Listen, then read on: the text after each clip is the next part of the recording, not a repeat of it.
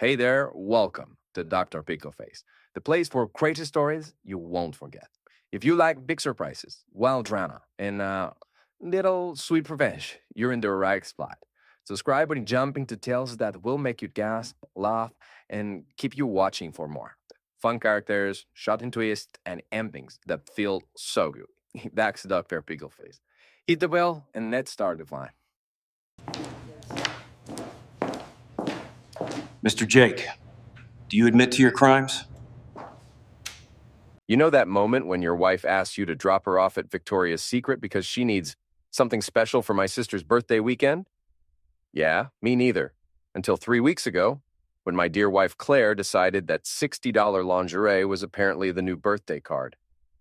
My name's Jake, and I've been hammering nails into other people's problems for 15 years. Houses, mostly, sometimes hearts, if you count the time I fixed Mrs. Peterson's front porch and she baked me cookies for 6 months straight. But I never thought I'd be hammering the final nail into my own marriage coffin. Claire had been acting weird for months. Not garden variety weird, like leaving dishes in the sink or forgetting to pick up milk. This was premium weird, designer weird, the kind that comes with a price tag and a guilty conscience. Just drop me at the mall, she said that Tuesday morning, checking her reflection in the passenger mirror for the third time. I'll catch a ride back with Rebecca. Rebecca, her sister. The one who'd rather eat glass than spend a weekend with Claire, unless there was serious money involved.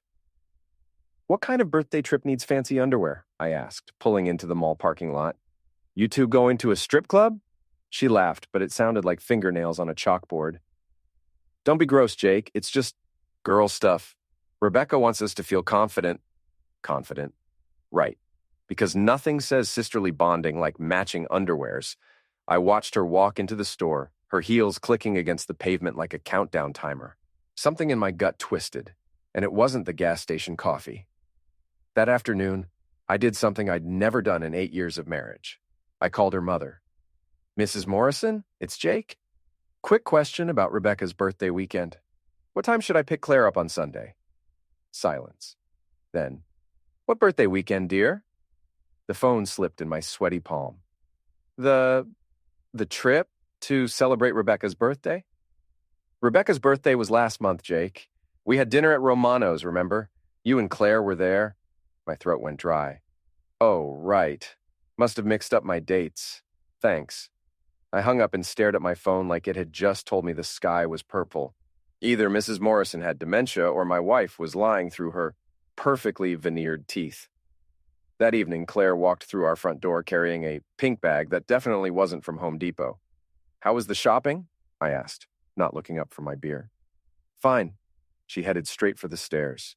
Rebecca loved what I picked out. I'm sure she did. When's the trip again? This weekend, Friday to Sunday, I told you 100 times. Right. Have fun celebrating Rebecca's birthday. She froze on the third step, just for a second, but I caught it. Thanks, she said, continuing upstairs. We will. Friday morning, she packed light. Too light for a weekend trip. Just an overnight bag and her laptop case. Travel safe, I said, kissing her cheek. It felt like kissing marble. I will. Love you. Love you too. First lie of the day, and it was only 7 a.m. I watched her Uber disappear around the corner, then pulled out my phone. Time to play detective in my own life. Her social media had been quiet lately. Unusually quiet. Claire usually documented everything from her morning latte to her evening skincare routine. But the last 2 weeks? Radio silence. I was scrolling through her Instagram when my phone buzzed.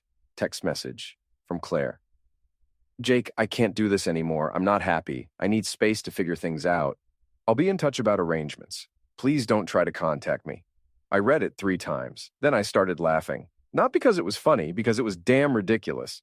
My wife of 8 years had just broken up with me via text message while supposedly on a sister's birthday trip that didn't exist. I screenshot the message and poured myself a whiskey. It was 10 a.m., but some occasions call for exceptions. Then I did what any reasonable man would do. I drove to the local motel district and started looking for her car. Found it at the Pine View Motor Lodge, parked next to a silver BMW I didn't recognize. Room 14B. I could see the flickering blue light of a TV through the curtains. I sat in my truck for an hour, engine off, watching. At 11:30, a guy came out, tall, muscled, wearing a tight t-shirt that screamed, "I go to the gym and want everyone to know it." He was carrying 2 coffee cups and looked pretty pleased with himself. I recognized him. Derek something. Worked at her law firm. I'd met him at the Christmas party. The kind of guy who called everyone buddy and probably measured his biceps monthly. He knocked on the door with his foot. It opened, and there was Claire, wearing a hotel robe and nothing else. They kissed. Not a friendly peck. The kind of kiss that makes hotel managers nervous about the furniture. I took pictures. Lots of them. Then I drove home and waited. She came back Sunday night, acting like nothing had happened. "How was the trip?" I asked. "Great. Rebecca had a wonderful time." "I'm sure she did." "Hey, weird question. Why does Rebecca's birthday trip look exactly like the Pineview Motor Lodge?" Claire's face went white, then red, then white again, like a broken traffic light. "What are you talking about?" I showed her the photos on my phone. "I'm talking about your weekend gymnastics routine with Derek the Wonder Boy." She tried to grab my phone. I held it out of reach. "Jake, I can explain." "I'm sure you can. You're a lawyer. You guys are great at explaining things, like how lingerie for your sister's birthday ends up on Derek's floor." "You followed me." "I drove by, saw your car, connected the dots. Pretty simple math, even for a contractor." She straightened up, and I watched her switch from caught wife to defense attorney in real time. "Look, Jake, this isn't working. We both know it. I was trying to figure out how to tell you. By screwing Derek in a motel? It just happened. Derek and I have been talking and talking. Is that what we're calling it now?" She started crying, fake tears, the kind she used when she wanted something.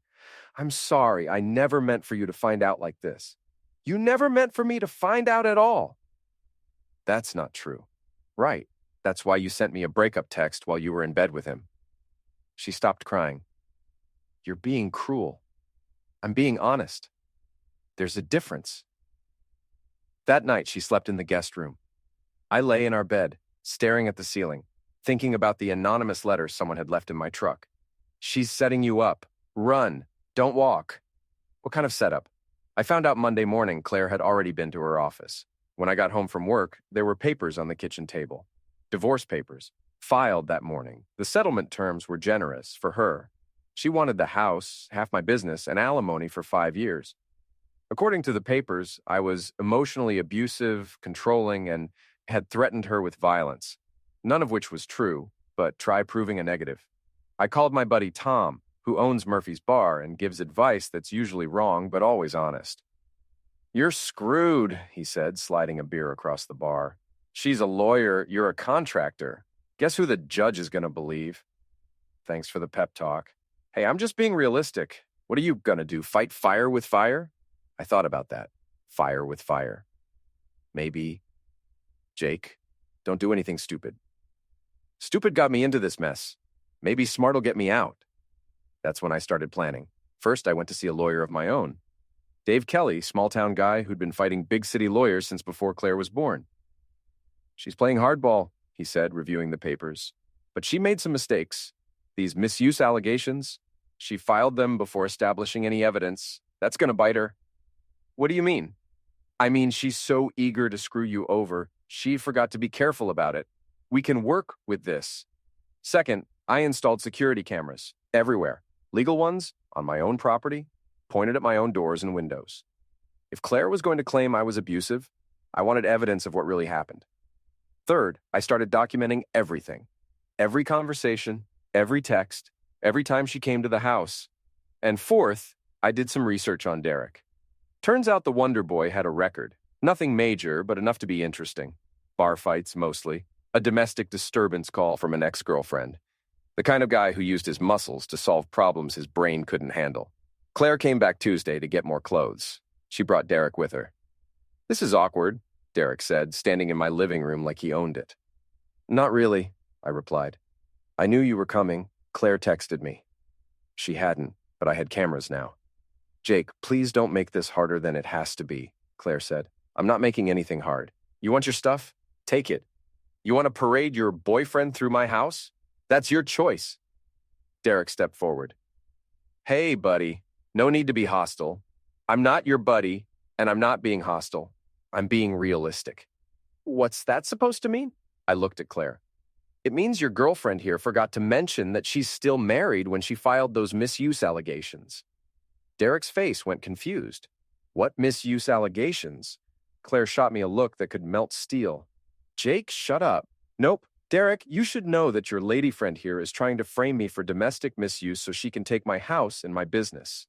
That's not, Claire started. Is that true? Derek asked. It's complicated, Claire said. Actually, it's pretty simple, I said. She's lying about me being abusive so she can take everything I own. The question is, what's she going to lie about when she gets tired of you? Derek looked at Claire. Really looked at her. We should go, she said quickly. Yeah, Derek said. We should. They left without taking anything. Strike one. Wednesday, the anonymous letter writer revealed themselves. Janet Morrison, Claire's mother. She showed up at my door at 8 p.m., looking like she'd aged 10 years in a week. We need to talk, she said. I let her in, offered her coffee. She needed something stronger. I wrote that letter, she said. The one about running. Why?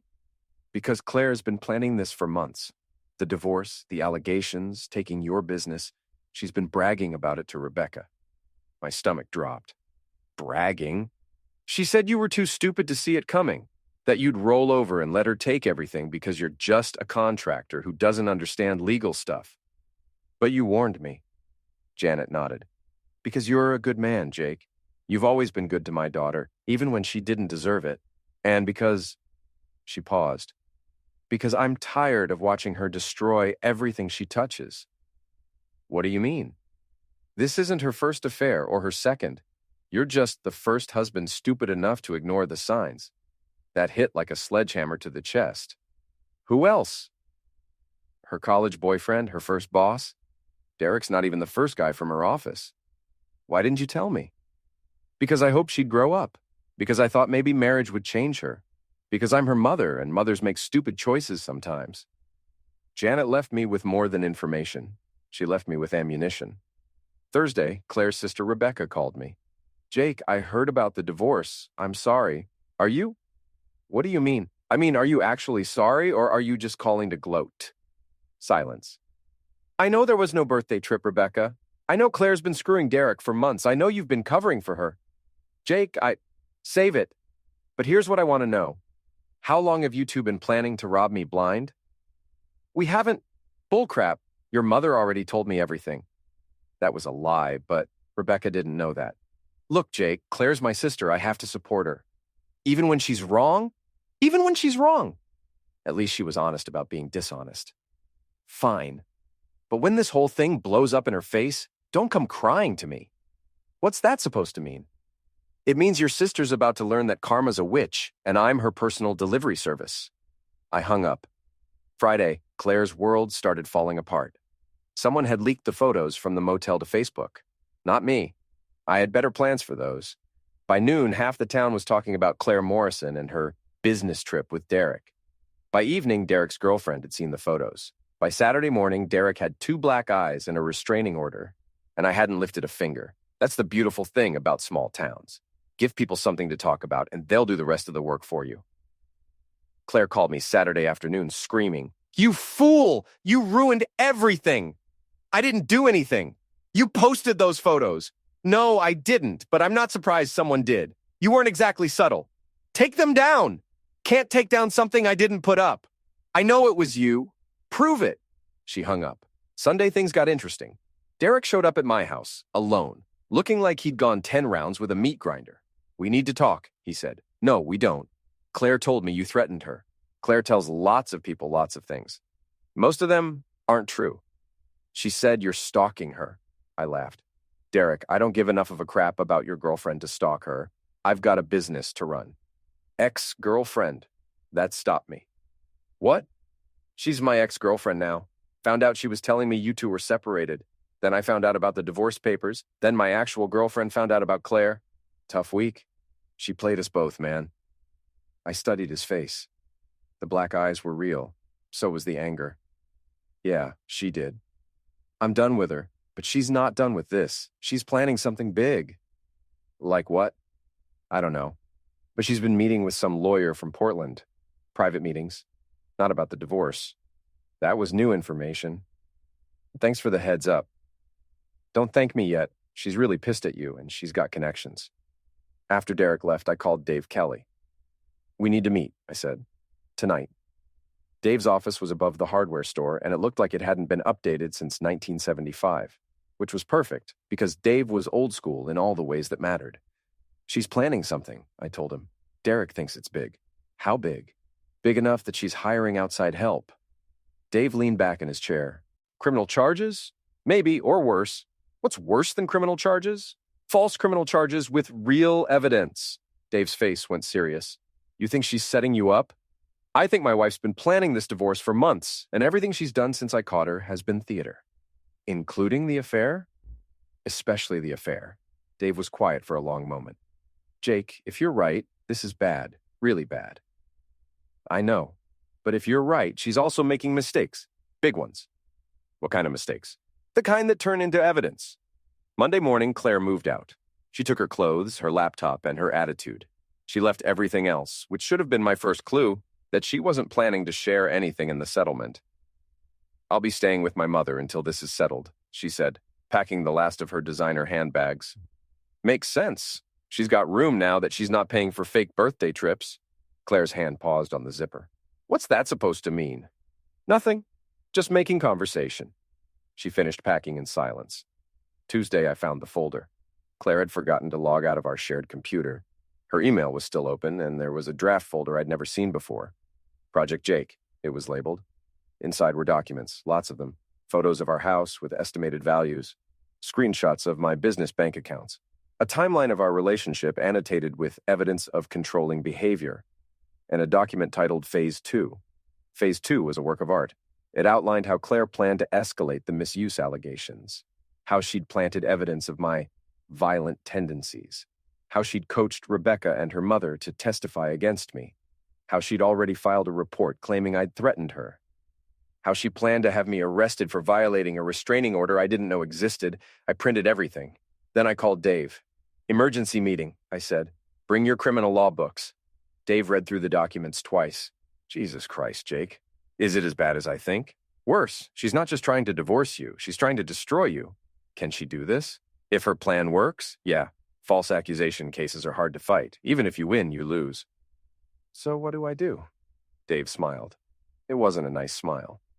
We get her first. Wednesday, I went to work. Normal day, normal job. Replacing the deck on the Peterson house.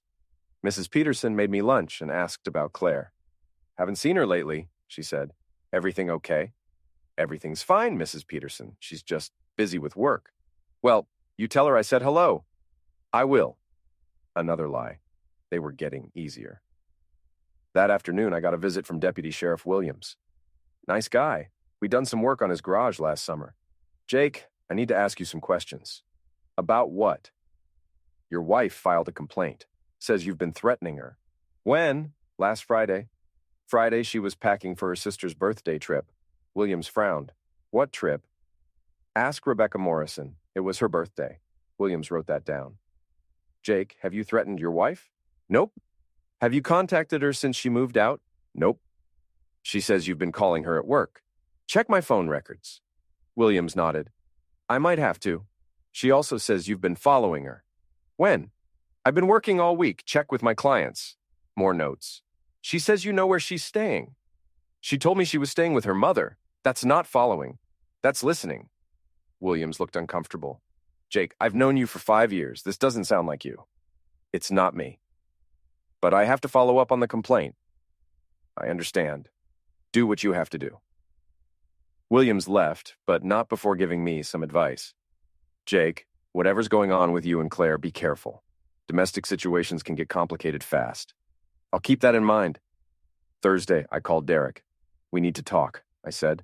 I told you I'm done with her. This isn't about her. This is about both of us.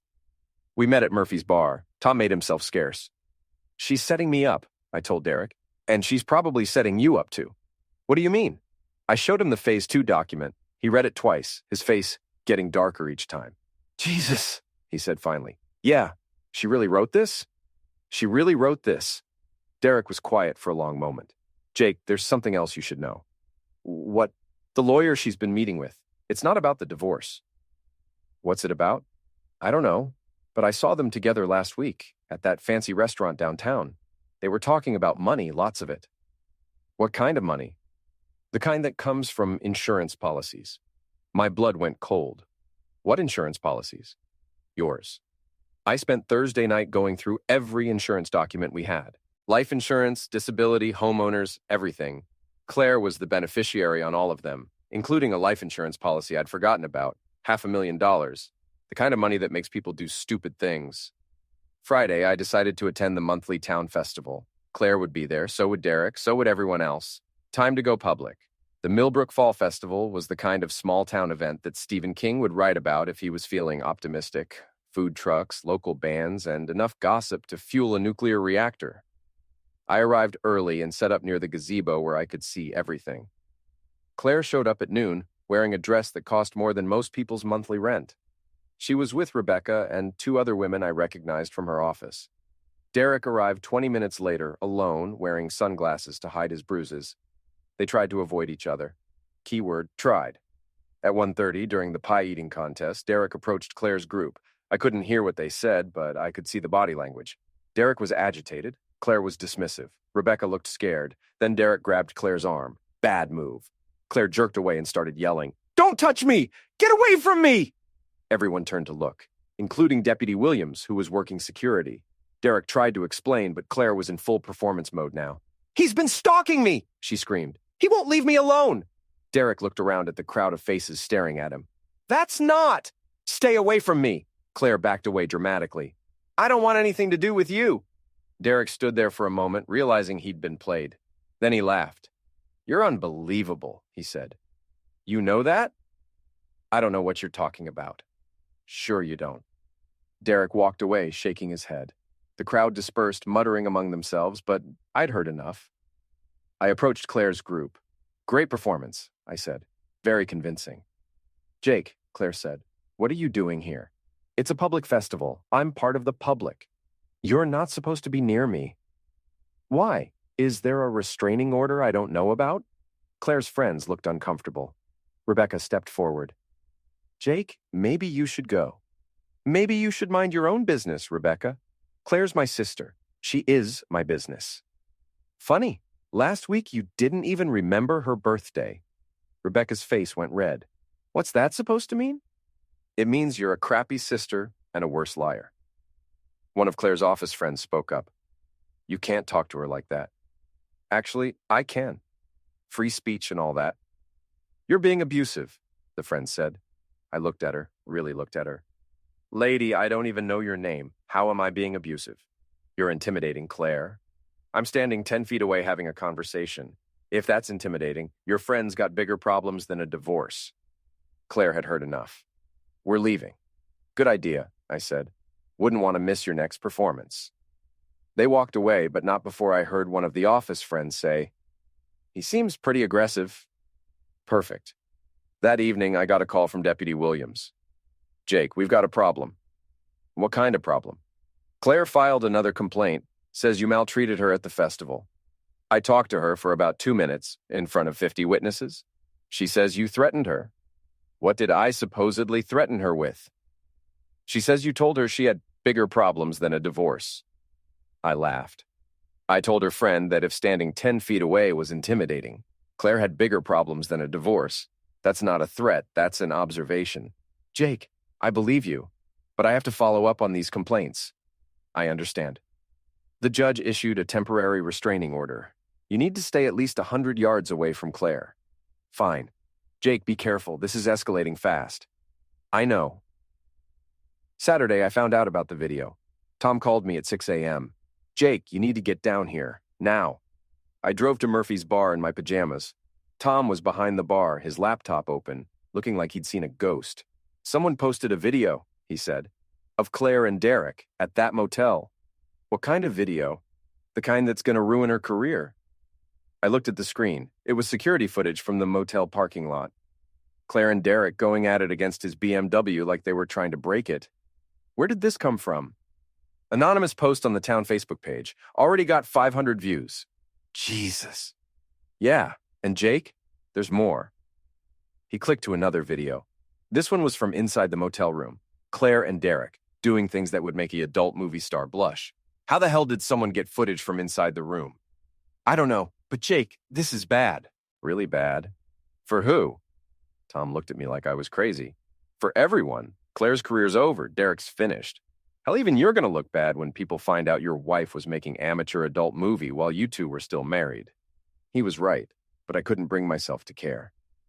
Tom, can you do me a favor? What? Make sure everyone in town sees this video. Jake, I'm serious. Post it everywhere. Send it to everyone. Make sure there's no one in Millbrook who hasn't seen Claire Morrison's greatest performance. Tom stared at me. You're not the same guy who came in here last week. Last week, my wife hadn't tried to frame me for domestic misuse. Fair point. By Sunday morning, the video had gone viral. Local viral, but viral enough. Claire's law firm had already called an emergency meeting. Derek had been fired from his gym, and I had 18 missed calls from Claire. I didn't return any of them. Sunday afternoon, Claire showed up at my house, which was a mistake because of the restraining order. I called Deputy Williams. She's at my house, I said. Isn't she supposed to stay away from me? I'll be right there. Claire was banging on my front door when Williams arrived. Ma'am, you need to step away from the house. He ruined my life. Ma'am, there's a restraining order. You're not supposed to be here. He posted that video. Did you post a video, Jake? Williams asked. Nope. He's lying. Williams looked tired. Ma'am, unless you have evidence that Mr. Morrison posted the video, I can't arrest him for it, but I can arrest you for violating the restraining order. Claire's face went through several interesting colors. This isn't over, she said. Yeah, it is, I replied. You're just too stupid to know it yet. Williams drove her home. I went inside and made myself a sandwich. Monday, Claire played her final card. She held a press conference. Actually, she called a meeting at the town hall and invited everyone. Same thing. I showed up because I wouldn't miss it for the world. Claire stood at the podium like she was running for president. I called this meeting because I've been the sufferer of a coordinated maltreatment campaign, she said. My estranged husband has been stalking me, threatening me, and now he's posted intimate videos of me online to destroy my reputation. The crowd murmured. About half of them looked sympathetic. The other half looked like they were trying not to laugh. I've filed multiple police reports, but he continues to maltreat me. I'm asking for the community's support in stopping this misuse. She went on for 10 minutes. Tears, dramatic pauses, the whole performance. When she finished, Mayor Davidson asked if anyone else wanted to speak. I stood up. I'd like to say something. Jake, I don't think that's appropriate, Davidson said. Why not? She just spent 10 minutes talking about me. Seems fair that I get to respond. Davidson looked around the room. The crowd was nodding. 5 minutes, he said. I walked to the podium. Claire stepped aside, looking nervous. Thanks, Mayor Davidson. I'll be brief. I looked out at the crowd. Faces I'd known for years.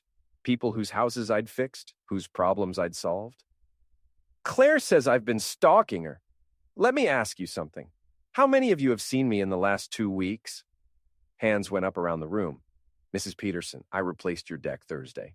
Mr. Williams, I fixed your garage door Friday. Tom, I've been at your bar every night this week. That's true, Tom called out. Now let me ask you this. If I was stalking my wife, when exactly was I doing it? Between jobs? During lunch breaks? A few people chuckled. Claire says I threatened her. She says I've been calling her at work. Mayor Davidson. Would it be possible to subpoena phone records to verify that? Davidson nodded. If necessary. Good. Because I think you'll find that the only calls between us have been her calling me, 18 times yesterday alone. More murmurs. Claire says I posted a video to embarrass her. Let me ask you something. Do I look like the kind of guy who knows how to post videos online? Laughter this time. Hell, I just figured out how to use Netflix last month. More laughter. But here's what I do know. I know how to read documents. And I know that my wife has been planning this divorce for months. I know she's been lying about affairs, lying about trips, and lying about me. I pulled out the printed emails. These are from Claire's computer. Her plan to take my house, my business, and my reputation. Her own words. The room went quiet. Now, I'm not a lawyer, I'm just a contractor. But I know when someone's trying to screw me over. And I know when someone's lying. I looked directly at Claire. The question is, what else has she been lying about? Claire tried to respond, but Mayor Davidson cut her off. I think we've heard enough. Thank you both. This meeting is adjourned. As people filed out, I heard the whispers starting. Did you see her face? Those emails looked real. Always thought she was cold. Poor Jake. Strike two. Tuesday, the dominoes started falling. Claire's law firm put her on administrative leave pending an internal investigation. Derek's ex-girlfriend filed attack charges against him for the black eyes, and someone had forwarded the motel videos to every law firm in the state. Claire's legal career was officially over. Wednesday, she tried one last desperate move. She called the FBI, actually called them, claimed I was involved in organized crime because my business dealt in cash transactions. The FBI took her seriously for about an hour. Then they did a basic background check on both of us. Turns out, making false reports to federal agencies is a crime. Who knew? Thursday, I got the call I'd been waiting for. Jake, it's Dave. They arrested her. For what? Filing false police reports, making false statements to federal agents, and conspiracy to commit fraud. Conspiracy? Turns out she wasn't working alone. Rebecca helped her fake some of the evidence. The mother-in-law turned state's evidence. Janet Morrison had kept her word. How long? 2 to 5 years if she's convicted. But Jake, there's more. What? They found the insurance policies. She'd been paying extra premiums on your life insurance for 6 months. My hands went cold. What does that mean? It means she wasn't just planning to divorce you. She was planning to outlive you. Friday, I decided to throw a party. Not a celebration, a going-away party, for Claire's stuff. I put everything she'd left behind on the front lawn. Clothes, books, dishes, that expensive coffee machine she'd insisted on buying. Then I put up a sign, free to good home, previous owner no longer needs. By afternoon, the lawn was empty. By evening, half the town had stopped by to check on me. You doing okay, Jake? Mrs. Peterson asked. Never better, Mrs. Peterson? Good for you, dear. That woman never deserved you anyway. Saturday morning brought unexpected visitors. Derek showed up first, looking like a man who'd lost everything and found perspective. Jake, I owe you an apology. You don't owe me anything. Yeah, I do. She played me. Played both of us. I should have seen it. I studied his face. The bruises were fading, but the humiliation was still fresh. We all should have seen a lot of things, I said. Want some coffee? We sat on my back deck, 2 guys who'd been screwed over by the same woman, trying to figure out how we'd been so stupid. She told me you two were separated, Derek said. Said you were abusive. Said she was scared of you. I figured. When I found out about the divorce papers, about the lies, man, I felt like an idiot. Join the club. We meet at Murphy's every night. Derek laughed despite himself. Jake, there's something else. About that lawyer from Portland. What about him? His name's Patterson, corporate law, specializes in insurance fraud. Insurance fraud? Yeah. And Jake? Claire wasn't his first client with a dead husband problem. My coffee cup stopped halfway to my mouth. What? I did some digging after they arrested her. Patterson's been involved in 3 other cases, all involving wives who collected life insurance after their husbands had accidents. Jesus Christ.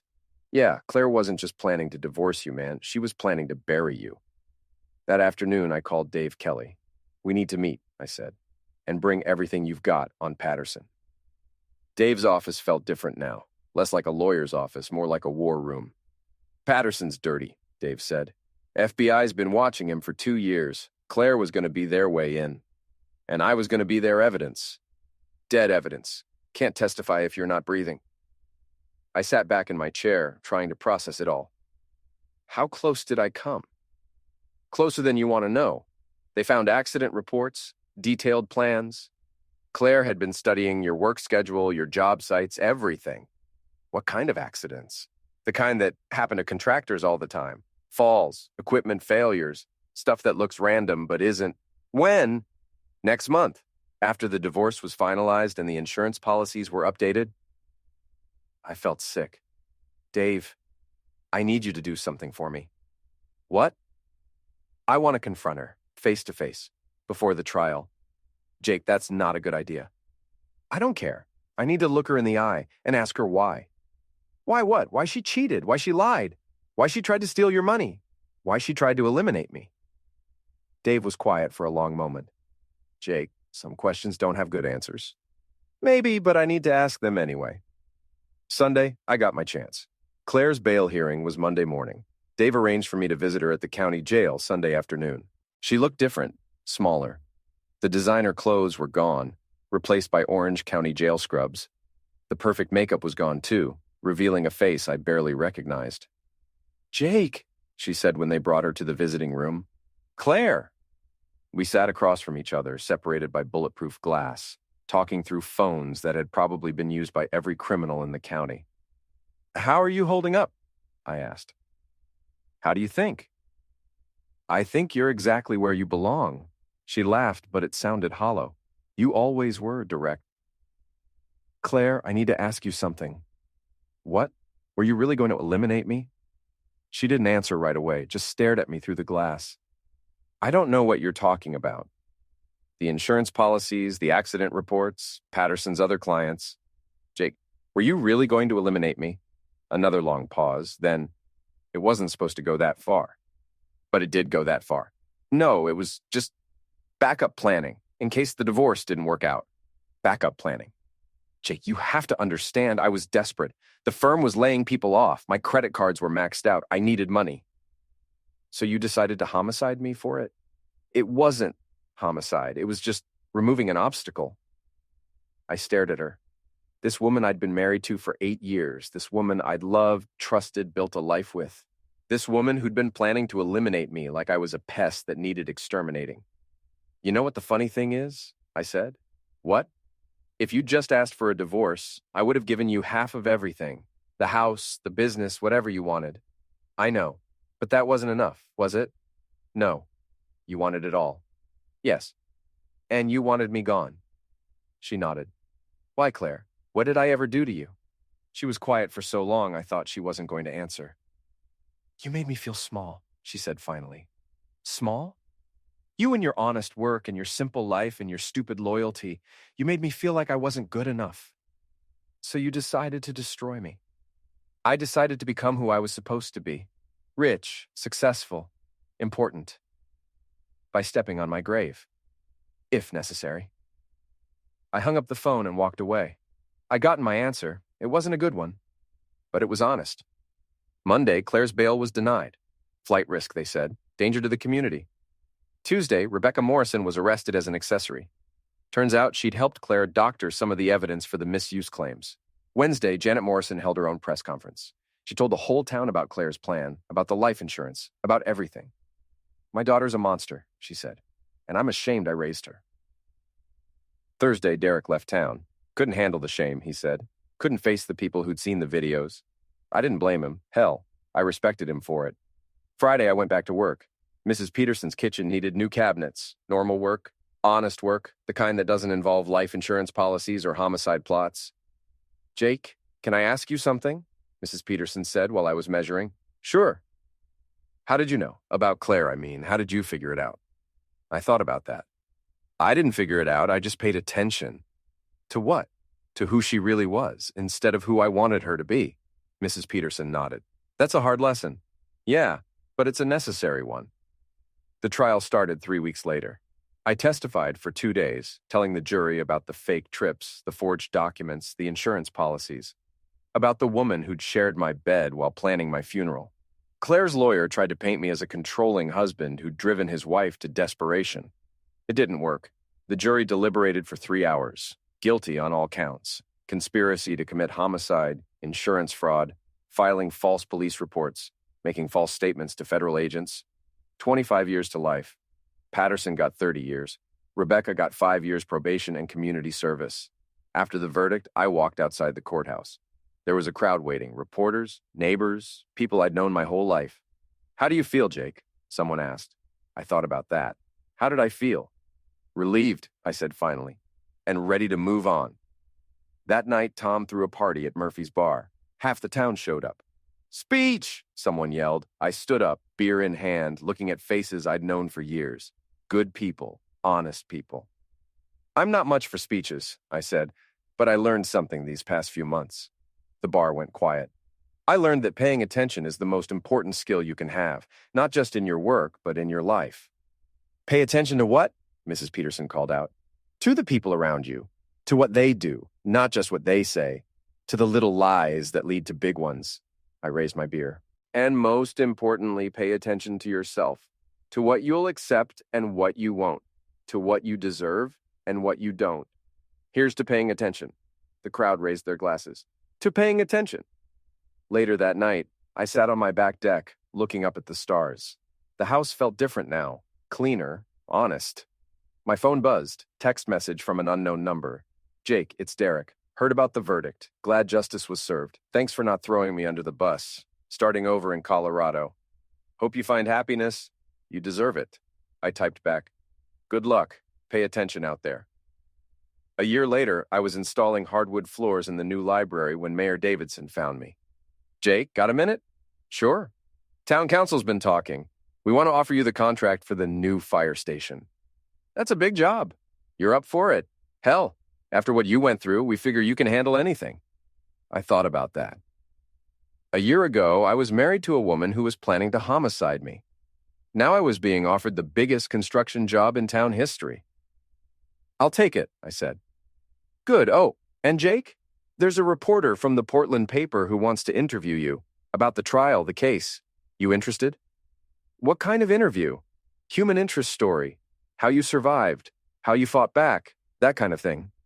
I considered it. Part of me wanted to just move on. Forget the whole thing ever happened. But another part of me thought about other guys out there. Other men married to women like Claire. Other people who might benefit from hearing the story. Yeah, I said. I'll do it. The interview ran the following Sunday. Front page of the lifestyle section. The contractor who wouldn't be buried was the headline.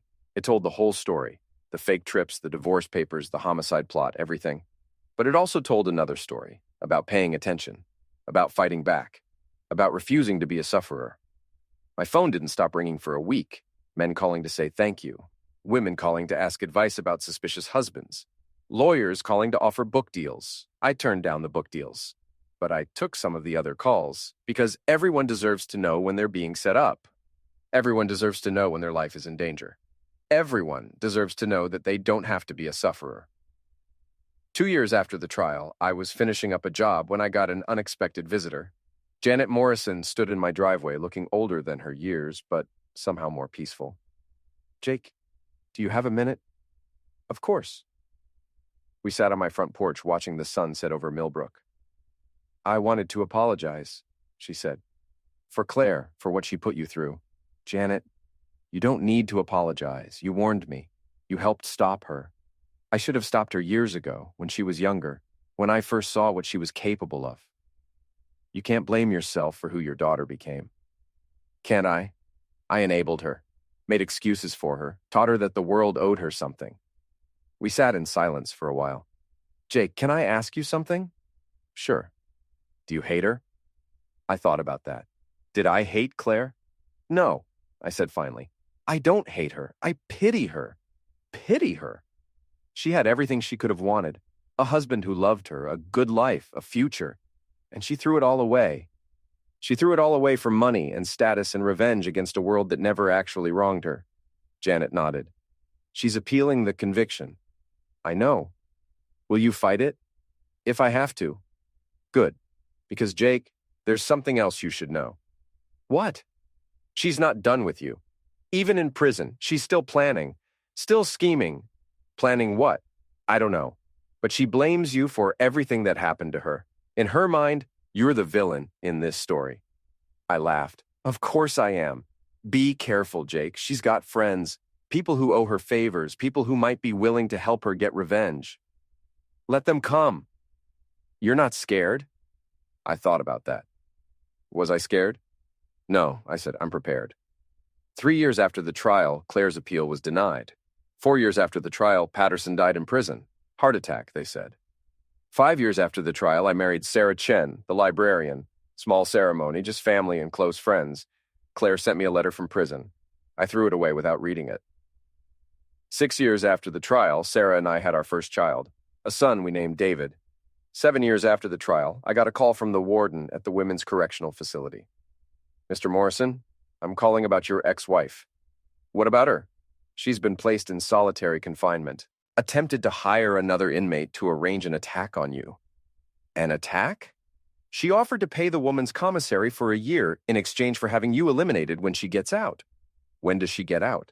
She doesn't, but she doesn't know that yet. We're charging her with conspiracy to commit homicide again. How many years will this add? Life without parole. I hung up and looked at my son, playing with blocks on the living room floor. Some people never learn. Some people never stop. Some people spend their whole lives destroying everything they touch. But that's not my problem anymore. I built my life back from nothing. Built it stronger and better than before. And I did it by paying attention, by refusing to be a sufferer, by fighting back when fighting back was the only option. Claire Morrison died in prison 8 years after the trial.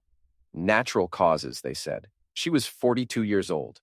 I didn't attend the funeral, but I did attend the celebration at Murphy's Bar that night. "To Jake Morrison," Tom called out. "The man who wouldn't stay buried." The crowd raised their glasses. "To paying attention. To fighting back. To not being a sufferer." I raised my own glass and looked around at the faces of people who'd supported me through the darkest time of my life. Good people. Honest people. People who knew the difference between right and wrong. People who understood that sometimes you have to fight for what's yours. People who understood that karma isn't always enough. Sometimes you have to be your own karma. "To surviving," I said, "and to making sure the right people win." The crowd cheered. Later that night, I sat on my back deck with Sarah, watching our son sleep in his crib. "Do you ever think about her?" Sarah asked. "Claire?" "Yeah, sometimes." "What do you think about?" I considered that. What did I think about when I thought about Claire? I think about how different things could have been, if she'd made different choices, if she'd been a different person. "Do you regret marrying her?" No. No.